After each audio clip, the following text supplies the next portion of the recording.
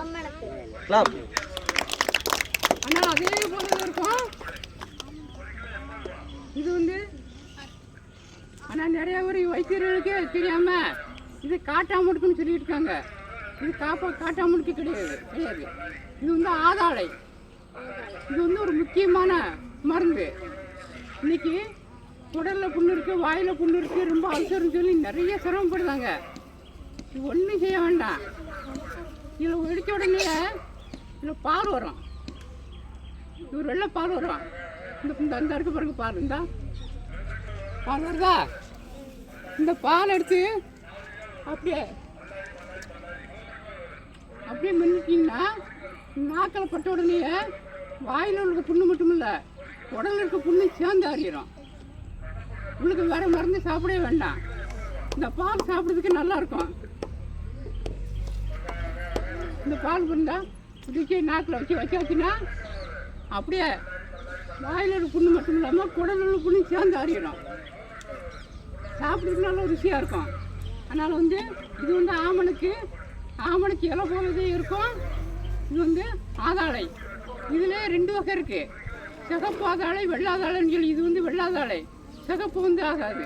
இந்த வெள்ளாதாளைக்கு தான் இந்த வாய்ப்புண்ணை குணப்படுத்தக்கூடிய அற்புதமான மருந்து. இதை பார்த்துக்கேன். இதில் வித்தியாச கட்டங்களை எடுத்து வந்திருக்கேன். இது வந்து ஆமணக்கு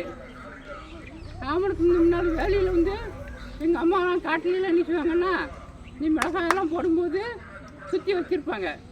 ஆட்டுக்குட்டி தான் நிறையா சாப்பிடுவோம். இதில் 2 ஆமணக்கு இருக்குது. இது வந்து சிறுசு, இன்னொன்று பெரிய ஆமணக்கு. இது பேர் சித்த ஆமணக்குன்னு பேர். இந்த விதை இருக்கா, இது விதை இருக்கும். இந்த விதை வந்து ஒரு அற்புதமான மருந்து. இன்னைக்கு நிறையா பேர் வயிறு சரியில்லை, பேதி பொழுது மட்டுக்கு அப்படின்னு சொல்லுவாங்க. இந்த ஆமணக்கு விதையிலிருந்து எடுக்க எண்ணெய் தான் ஆமணக்கு எண்ணெய், அதாவது விளக்கெண்ணெய்.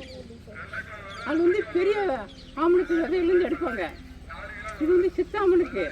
அந்த பெரிய ஆமணக்கு எண்ணெயை விட இந்த சித்தாமணுக்கு எண்ணெய் தான் ரொம்ப சிறந்தது. இன்றைக்கி மிஷினை வச்சு நிறைய ஆட்டிக்கிட்டு இருக்கோம். ஆனால் அந்த காலத்தில் இப்போ அம்மாலாம் என்ன செய்வாங்கன்னா, இதில் இருக்க விதையை எடுத்து நல்லா உரலை போட்டு நல்லா நச்சு கொஞ்சம் தண்ணி ஊற்றி அடுப்பில் காய்ச்சிக்கிட்டே இருப்பாங்க. காய்ச்சினோடனே தண்ணி எண்ணெய் போகிற நினச்சின்னா மேலே மிதந்து வரும். அப்படியே கரண்ட் வலிச்சு வச்சுக்கிடுவாங்க. நீ சின்ன பிள்ளைக்கு வந்து சரியா வெளியே போக மாட்டேக்கு அப்படின்னா ஒரு சங்கு அப்படியே உள்ளே ஊற்றி விட்ருவாங்க. நல்லா வெளியே நல்லா போகும், உடம்பு நல்லா குளிர்ச்சியாகவும் இருக்கும். இப்போ வயிறு வலிக்குன்னு சின்ன பிள்ளை அழுது அப்படிச்சுன்னா இந்த எண்ணெயை அப்படியே இந்த தொப்பில் சுற்றி இப்படி போட்டு விட்டாச்சுன்னா அந்த வயிறு வலி அப்படியே சரியாக போகிறோம், சூடு அப்படியே குறைஞ்சிரும்.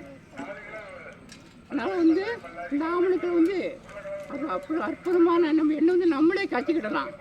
கடையிலாம் வாங்க முடியாது, எந்த எண்ணெயும் உருப்படி கிடையாது கடையில். அதனால் இந்த விதை எடுத்து நான் சொன்ன மாதிரி நல்லா தட்டி அதில் தண்ணி ஊற்றி காய்ச்சினீங்கன்னா அதில் எண்ணெய் மிதக்கிறது எண்ணெய் எடுத்து வச்சுக்கோங்க.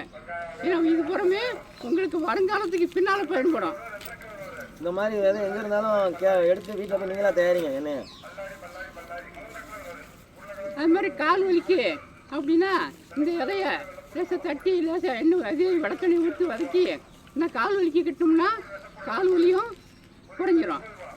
அது மாதிரி நிறையா மருத்துவமெல்லாம் இருக்குது. இந்த வித்தியாசம் மட்டும் பார்த்துக்கிட்டீங்கல்ல. இது வந்து ஆதாள, ஆனால் 2 ஒன்று போலது இருக்கும். இதோடைய விதை